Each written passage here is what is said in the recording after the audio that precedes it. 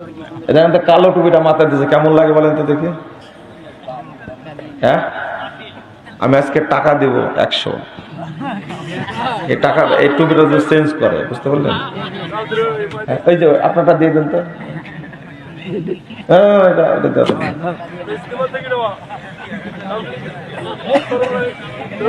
টাকা দেবো তো, আমি বলেছি। কয় টাকা লাগে?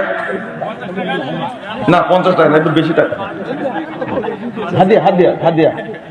শোনেন, এই টুপির ব্যবসা করছি বহু বছর, প্রতি বছর যে হিসাব করি কত টাকা যায় আমার টুপির ব্যবসায়, বের করলে মনে ভালো হয়। দেখি আপনার মনে রাখার চেষ্টা করবো।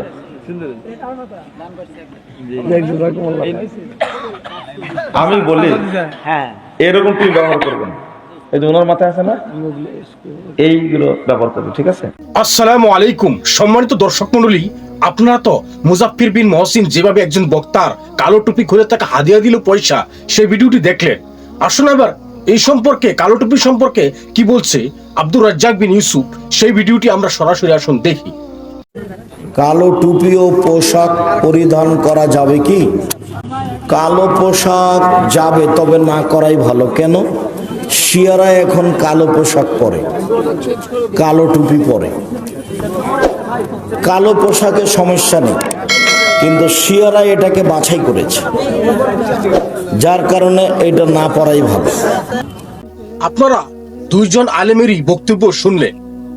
একজন কালো টুপি খুলে হাদিয়া দিল এক ব্যক্তিকে, আরেকজন বলছে যে কালো টুপি, কালো পোশাক পরা যাবে, কিন্তু না পরাই উত্তম, ভালো। কেননা এটা শিয়ারা ব্যবহার করে এই কাপড়গুলো। এখন মুজাফফির বিন মহসিন একজন ব্যক্তির কালো টুপি মাথার থেকে খুলে ফেলেছে আর বলেছে যে আপনাকে আমি হাদিয়া দিব, কিন্তু আপনি এইসব টুপি পরবেন না। তবে এই বিষয়টা নিয়ে একটি টল হয়ে গিয়েছে যে মানুষ মুজাফফির বিন মহসিনকে বহুত কিছুই বলছে না জেনে। আসলে এর পিছনে কি উদ্দেশ্য ছিল ওই কালো টুপির খোলার মধ্যে? মুজাফফির বিন মহসিন কেন খুলেছে ওনার কালো টুপি? আজকে আমরা এই ভিডিওর মধ্যে ক্লিয়ার করব, দর্শক আমাদের সাথে থাকবেন। আসলে কালো টুপি খোলার উদ্দেশ্য হলো এটা শিয়ারা ব্যবহার করে।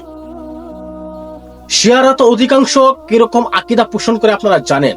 অধিকাংশ শিয়ারা বলে কোরআন বিকৃত, অধিকাংশ শিয়ারা সাহাবা রাদিয়াল্লাহু তাআলা আনহু আজমাইনদেরকে গালি দেয়। তারা ইসলামকে নিয়ে বহুত নানা ধরনের বানোয়াট কথা বলে, আর এরকম কি সরাসরি কোরআনকে ওরা বিকৃত বলে দেয়।